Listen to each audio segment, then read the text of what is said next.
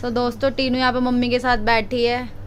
ये देखो आम के जिंदगी के मजे ले रही है ये लड़की बैठ के। आम कहाँ आएगा मेरा पचक का बच्चा। ये तो उदास हो रही है ये तो।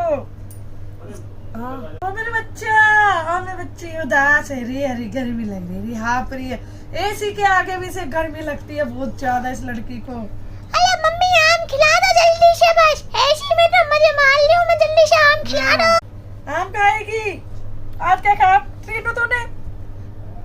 पनीर, आम खिला दो ना।